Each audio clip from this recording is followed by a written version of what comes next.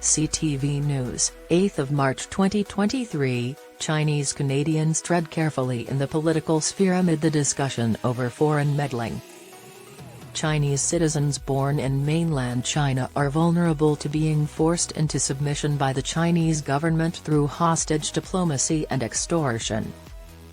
Mark Lee, a professional translator and former Richmond, British Columbia, council candidate, claims to have experience with the challenges encountered by fellow Chinese Canadians seeking office in the face of suspicion of potential foreign meddling. He claims to be aware of the dangers and believes that any potential political interference is a significant problem that requires attention. Lee said that "I've seen things coming out of the Chinese consulate that I believe is possibly suspicious or that I'm afraid I have to disagree with." Lee ran unsuccessfully for office as a candidate for the Richmond Citizens Association last year. But he also worries about Chinese Canadians being tarred by association and the potential for misunderstanding of cultural dynamics during a debate about political interference that has been going on for years within Chinese communities but has recently triggered broader scrutiny and calls for a public investigation. According to Lee, who resides in Richmond, the most ethnically Chinese city in Canada, some people there were essentially acting as though if you have any ties to particular organizations, you must be a Chinese government spy or have been infiltrated similarly.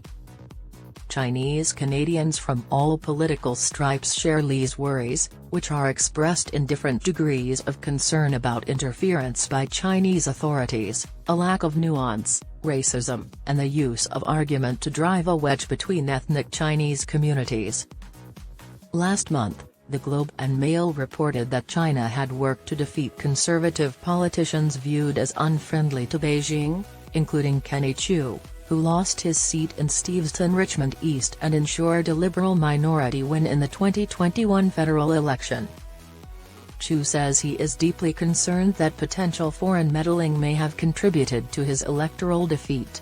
Still, he is also wary of oversimplification and the widespread belief that Canadians with Chinese ties are more susceptible to influence.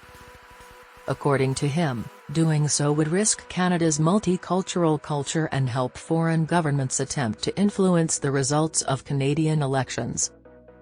The key, according to Chiu, is to combat racism regardless of the ethnicity or cultural heritage of the victims to lessen the possibility that it will be used to divide Canadians. Concerning possible Chinese interference and charges of racism, Chiu said, "They know that this is a wedge that they can drive into Canadian culture." The discussion, he continued, lacked nuance, and some of the remarks he overheard from people generalizing about ethnic origins, for instance, saying that if you were from Taiwan, you must be pro-democracy and for freedom and justice, were alarmed. This isn't always the case. Prime Minister Justin Trudeau has resisted calls for a comprehensive public investigation into foreign meddling in Canadian elections by Conservative leader Pierre Poilievre and NDP leader Jagmeet Singh. On March 1, Poilievre remarked that Chinese Canadians are wonderful and the targets of foreign meddling and that any investigation should focus on methods to shield people from Beijing. Chinese citizens in Canada aspire to patriotism. They are devoted to our nation.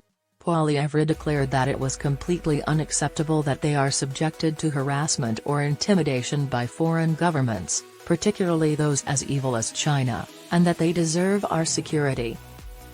On Chinese-language radio AM 1470, Kenneth Tung, a former chair of the immigrant services organization Success in Vancouver, hosts a news talk program.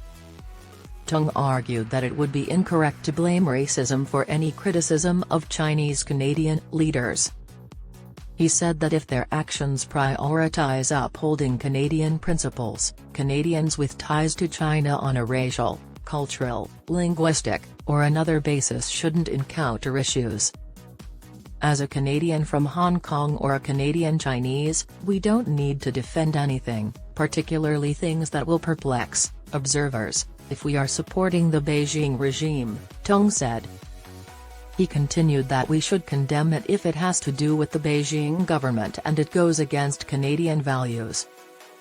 When the Chinese flag was raised at City Hall to commemorate Chinese National Day in 2016, Carrie Jiang, then a member of the Vancouver City Council, and officials like the Chinese Consul General at the time, Lu Fei, drew flack for wearing red neckerchiefs.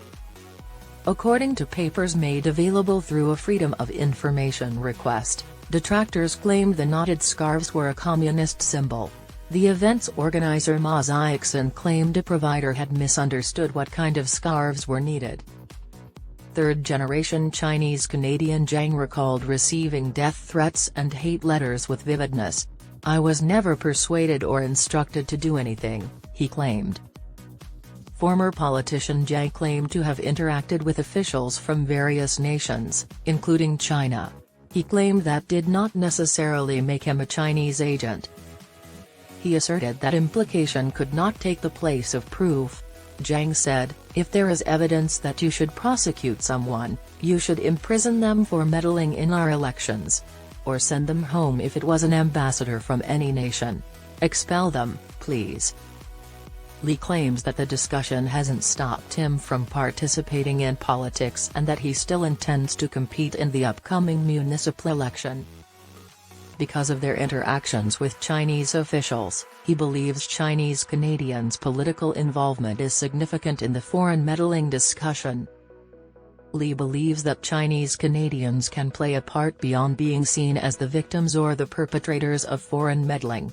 Instead, he wants them to perceive the dangers more actively. He asserts that people of Chinese descent like himself may have a little bit more cultural knowledge or a little bit more understanding of the way this type of interference can look.